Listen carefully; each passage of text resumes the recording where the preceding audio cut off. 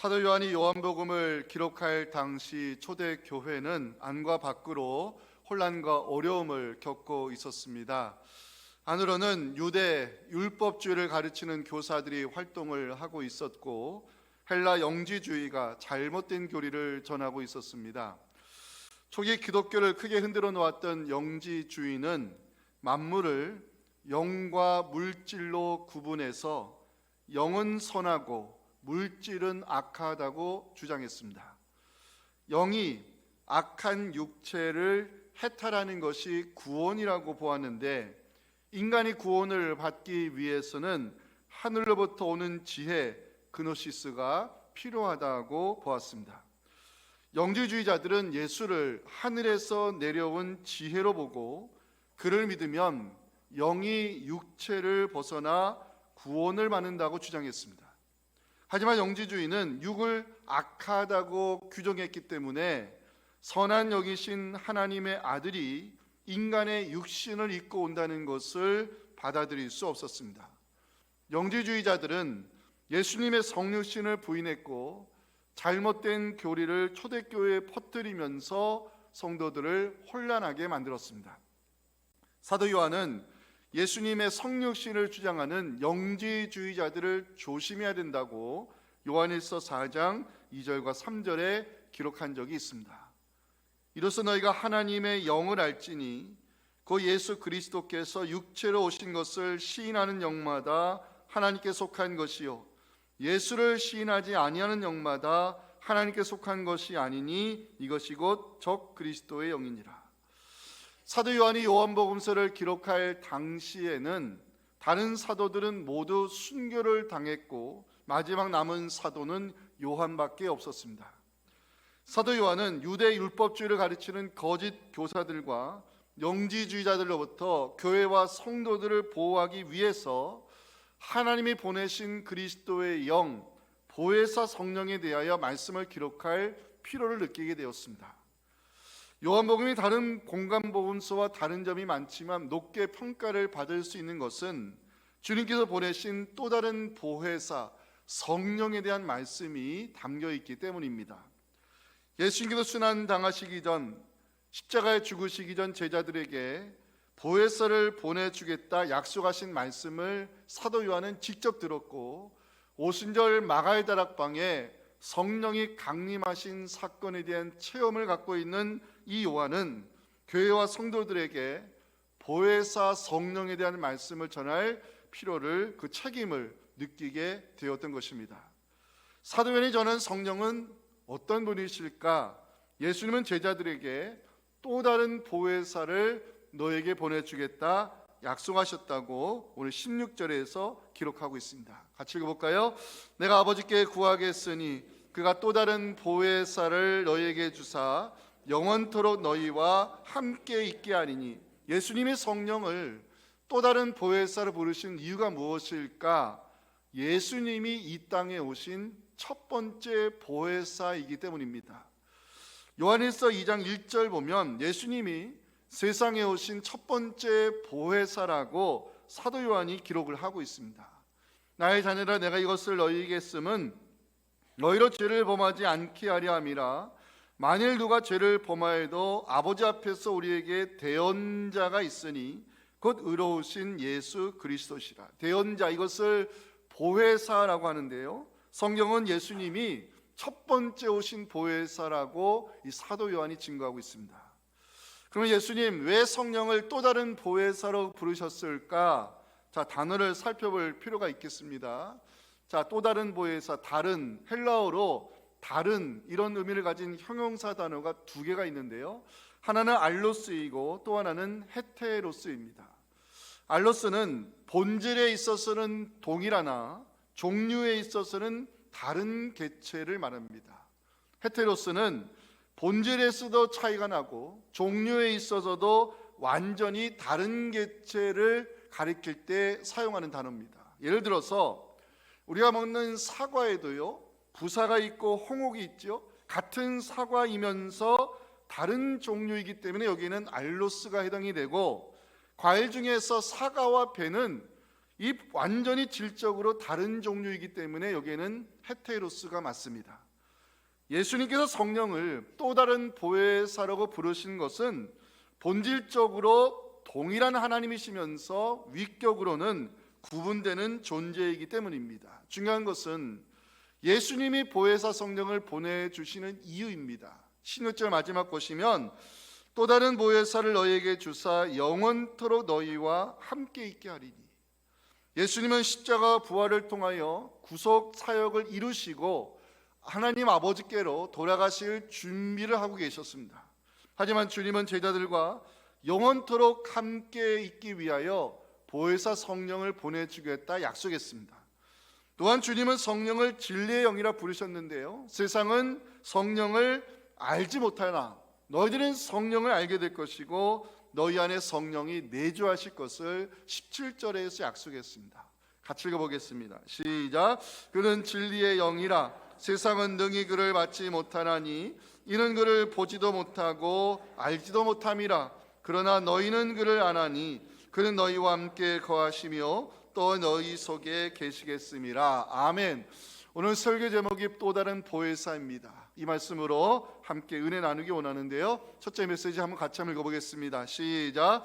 하나님은 우리에게 예수의 이름으로 보혜사를 보내주셨습니다. 사도 요한은요, 보혜사 성령을 성부 하나님께서 예수의 이름으로 보내주신 분으로 요한복음 14장 26절에서 기록하고 있습니다.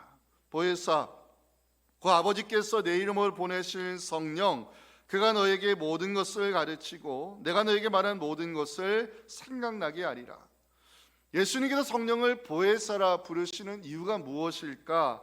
자, 보혜사가 가지고 있는 언어적 이해가 우리에게 좀 필요합니다. 자, 보혜사, 우리 성경이 한문에서 중국 성경에서 번역을 했기 때문에 오늘 성령을 보혜사라고 이렇게 번역을 하고 있는데요.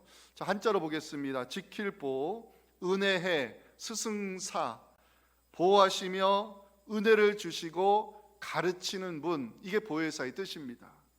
성령의 역할을 어느 정도 보여주는 명칭이라 말할 수 있지만 성서학자들은 이 보혜사가 이 성령의 역할을 완전히 대변하는 단어는 아니다. 그래서 헬라어 이 파라클레토스, 이게 보혜사로 번역이 됐는데요, 헬라어 파라클레토스는 원래 돕기 위해서 부름을 받은 자, 돕기 위해서 부름을 받은 자, 이게 파라클레토스고, 한문 성경에서는 보혜사, 오늘 한글 개역 성경에서는 이 보혜사 성령으로 번역을 하고 있습니다.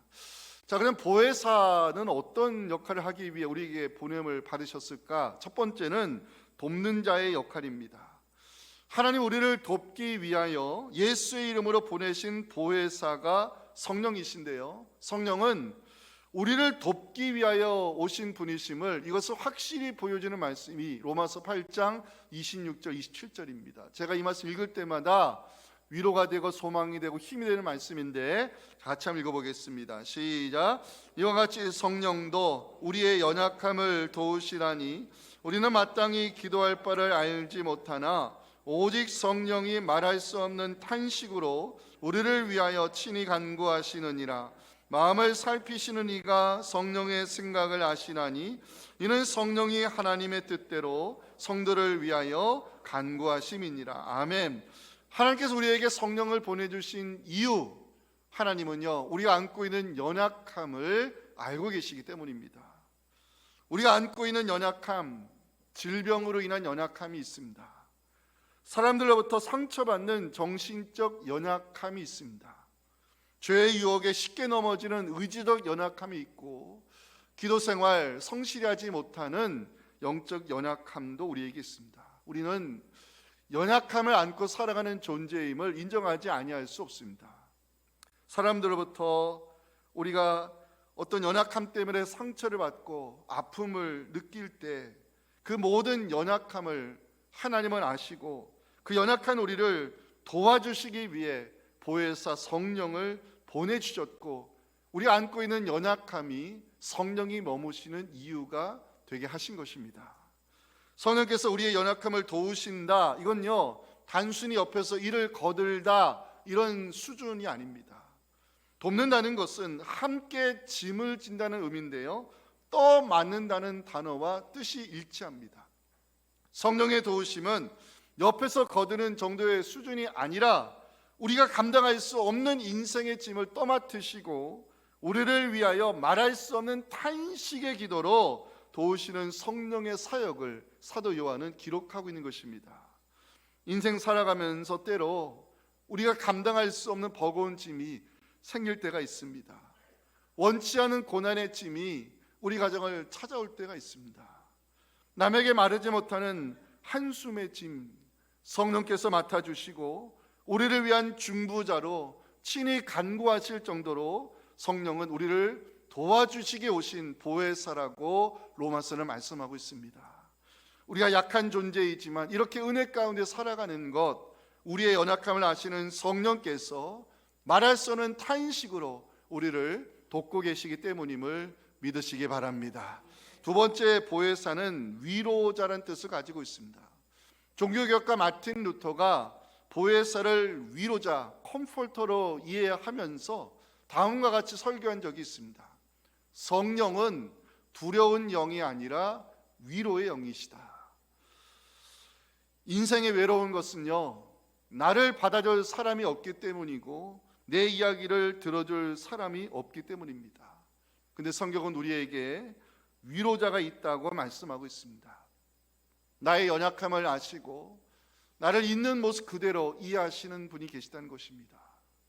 내 힘든 이야기를 들어주시는 분, 우리 안에 계시는 보혜사 성령이십니다. 십자가 순환의 시간이 다가올 때 제자들은요, 근심에 쌓일 수밖에 없었습니다. 왜냐하면 지금까지 함께했던 주님이 우리 곁에 계시지 않음을 제자들은 상상할 수가 없었기 때문입니다. 그때 주님은 제자들을 위로하시면서 주셨던 말씀이 있습니다. 이 말씀 여러분들에게도 위로와 소망의 말씀 되기를 원하면서 여러분들이 이 말씀을 한번 읽어주시면 좋겠습니다. 시작.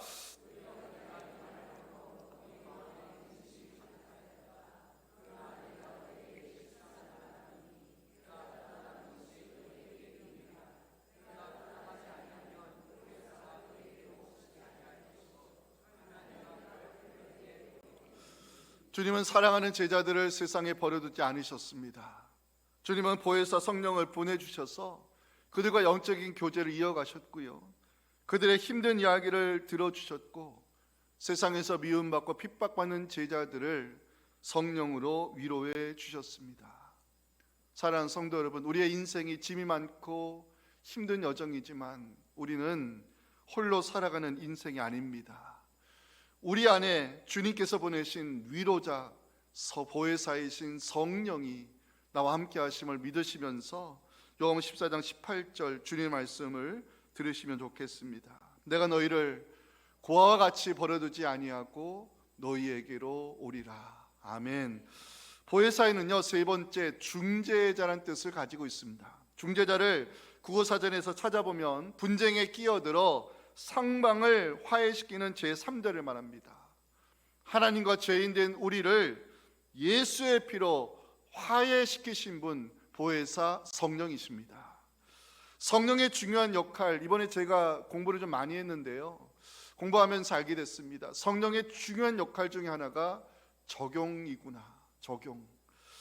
예수님은 제자들에게 내가 너희들을 떠나가는 것이 유익이 될 것이라 말씀한 적이 있는데요, 요한 16장 7절 보시면 그러나 내가 너에게 실상을 말하노니 내가 떠나가는 것이 너에게 유익이라. 내가 떠나가지 아니하면 보혜사가 너에게로 오시지 아니할 것이요 가면 내가 너를 너에게로 보내겠다 약속했습니다. 주님께서 제자들 곁을 떠나는 것이 유익이라 말씀하신 이유는요, 보혜사를 보내주시기 때문인데 그 보혜사 성령이 우리가 하는 역할 중에 가장 중요한 역할이 적용입니다. 무엇을 적용한다는 것일까요? 예수님께서 이뤄놓으신 구원 사역, 십자가를 통한 죄사함과 부활을 통한 영생의 축복을 믿음이라는 통로를 통하여 우리에게 적용시키시는 분, 성령의 사역입니다. 여러분, 성령의 도움 없이 우리는 2000년 예수님의 십자가 부활을 나의 구원을 위한 사건으로 믿을 수 없습니다. 누구든지 성령을 아니하고는 예수를 주라 고백할 수 없다고 고린도서 12장 3절에서 중요한 말씀을 기록해 놨는데요, 성령이 우리에게 하시는 적용의 사역입니다. 같이 읽겠습니다. 그러므로 내가 너희에게 알리노니 하나님의 영으로 말하는 자는 누구든지 예수를 저주할 자라 하지 아니하고 또 성령으로 아니하고는 누구든지 예수를 주시라 할 수 없느니라. 아멘. 예수를 믿게 하신 성령의 중재로 우리는 하나님과 화해하게 되었고 구원의 은총을 받아서 하나님의 자녀가 됐음을 믿으시면서 우리의 연약함을 돕기 위하여 찾아오신 성령, 우리의 형편을 이해하시고 위로해 주시는 성령, 예수님의 십자가 부활을 나의 구원을 위한 사건으로 믿게 하신 그 보혜사 성령과 함께 믿음의 정도를 걸어가는 우리 모두가 될 수 있기를 주님의 이름으로 축원합니다. 자, 마지막 메시지입니다. 같이 읽겠습니다. 시작. 성령은 말씀으로 인도하시는 진리의 영이시며 증언하게 하시는 증거의 영이십니다. 사도행 요한복음에서 성령이 하시는 역할을 기록해 놨는데요, 자, 성령이 하시는 사역입니다. 첫 번째, 성령은 지금도 우리를 진리 가운데로 인도하신다는 것입니다. 예수님께서 보혜사 성령을 보내주겠다 약속했을 때 성령을 진리의 영이라 부르셨습니다. 자, 요한복음 14장 17절, 그는 진리의 영이라. 세상은 능히 그를 받지 못하나니 이는 그를 보지도 못하고 알지도 못합니다. 그러나 너희는 그를 아나니 그는 너희와 함께 거하시며 또 너희 속에 계시겠습니다. 예수님은 성령을 진리의 영이라 부르셨고요, 세상은 그를 받지도 알지도 보지도 못할 것이라 말씀했습니다. 저는 이 말씀을 묵상하면서 세상에 활동하는 영이 둘로 구분된다는 것을 이번에 알게 됐습니다. 하나는 잘못된 길로 인도하는 미혹의 영이 있다는 것입니다. 자, 요한일서도 사도 요한이 기록한 책이잖아요. 4장 6절 다 같이 읽어볼 필요가 있습니다. 시작.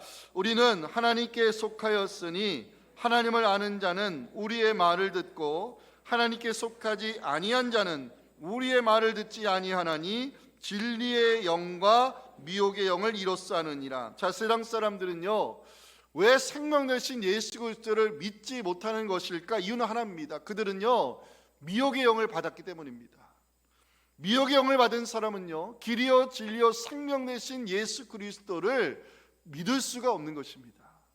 반면에 우리를 진리 가운데로 인도하시는 분이 계신데 성령이십니다. 진리의 영이신 성령의 역할, 요한복음 14장 26절 중요한 말씀입니다. 같이 읽겠습니다.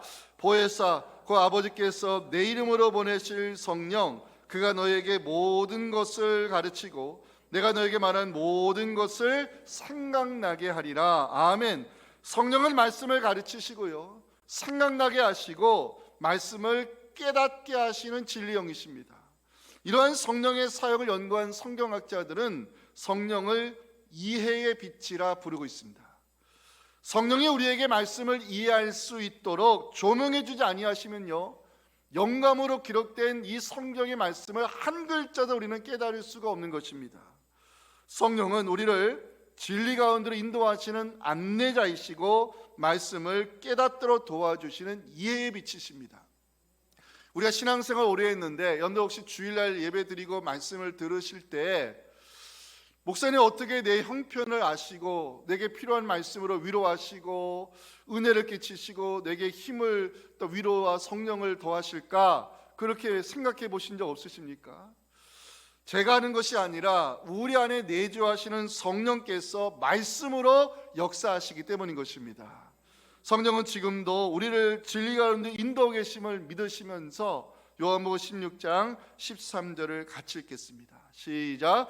그러나 진리의 성령이 오시면 그가 너희를 모든 진리 가운데로 인도하시리니 그가 스스로 말하지 않고 오직 들은 것을 말하면 뭐라고요? 장래 일을 너희에게 알리시리라. 자, 장래 일을 알게 하시는 것도 성령이 하시는 사역이라고 말씀은 증거하고 있는데요, 사도행전을 연구해 보시면 성령 충만을 받은 사도 베드로가 장래에 일어날 일에 대하여 말씀을 선포한 적이 있습니다. 이 말씀은 장래에 일어날 일이고 반드시 일어날 일입니다. 사도행전 2장 19절부터 같이 읽겠습니다. 시작. 또 내가 위로 하늘에서는 기사를 아래로 땅에서는 징조를 베풀리니 곧 피와 불과 연기로다. 주의 크고 영화로운 날이 이르기 전에 해가 변하여 어두워지고 발이 변하여 피가 되리라. 누구든지 주의 이름을 부르는 자는 구원을 받으리라 하였느니라. 아멘. 성령께서 장래에 일어날 일을 말씀을 통하여 알게 하시는 이유가 뭘까? 우리로 하여금 준비시키기 위함입니다. 장래 일이란 주님께서 재림의 주로 오셔서 세상을 심판으로 다스리시고 우리의 구원을 완성할 때 일어날 일을 말합니다. 장래에 일어날 일을 아는 성도는요, 세상에 미련두지 않고 믿음의 등불을 준비합니다. 장래에 일어날 일을 아는 성도는 세상의 것에 집착하지 않고 영적으로 깨어 그날을 준비하는 것입니다. 사랑하는 성도 여러분, 우리가 미혹의 영을 받지 아니하며 감사하시기 바랍니다. 진리의 성령께서 우리를 말씀으로 인도하고 계심에 감사하면서 이 말씀에 반응하여 살아가는 여러분들의 믿음 속에 성령의 역사가 나타나기를 간절히 소망합니다. 두 번째 성령의 사역은요, 그리스도를 영화롭게 하시기 위해 오셨다는 것입니다. 성령의 하시는 역할을 요한복음 16장 14절에 찾을 수가 있는데요, 그가 내 영광을 나타내리니, 헬라어 성경으로 보면 그가 나를 영화롭게 할 것이다 이렇게 되어 있습니다.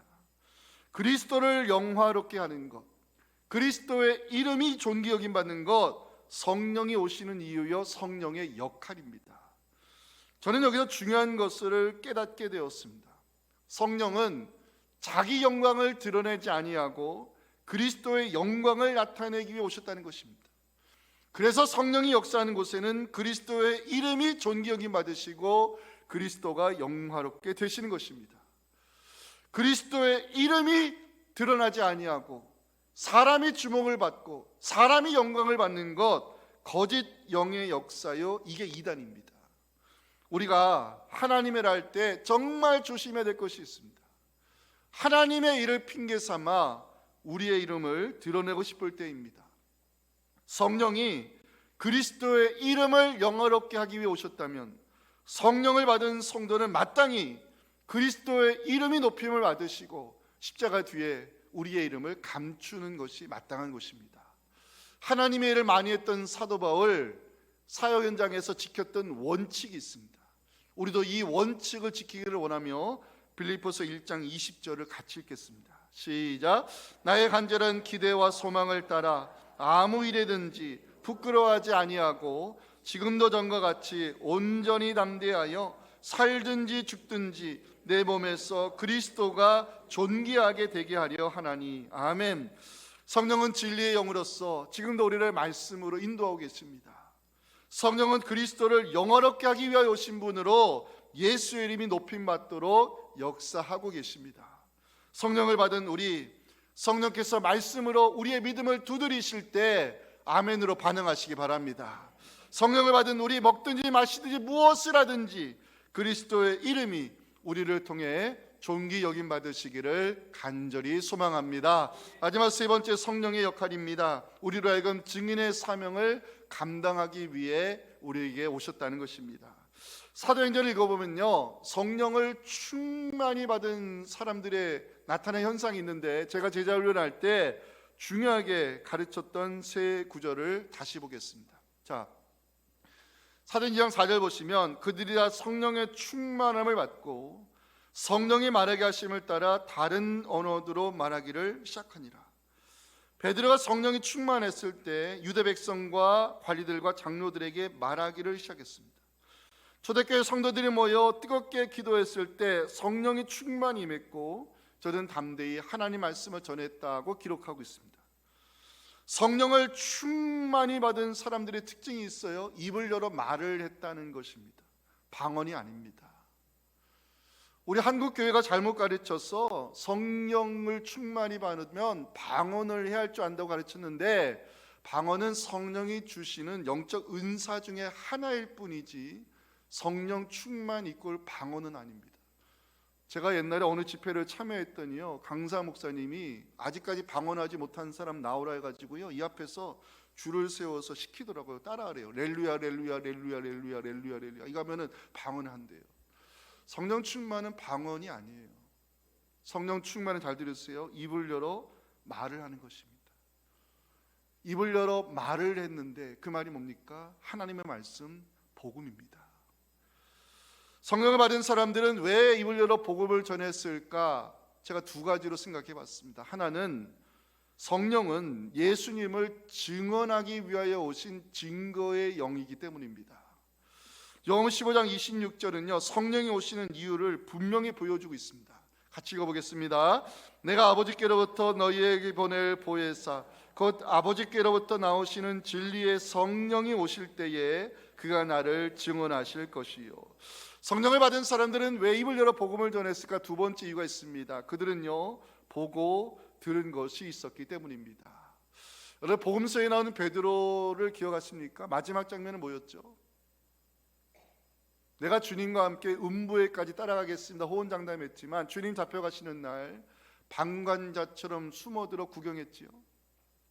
그래서 사도행전에 가면 성령을 충만히 받은 베드로가 입을 열어 담대하게 복음을 전하는 장면이 있는데요, 사도 베드로가, 그 비겁했던 베드로가 왜 이렇게 담대한 복음의 증인이 됐는지 사도행전 4장 20절에서 베드로는 이렇게 고백한 적이 있습니다.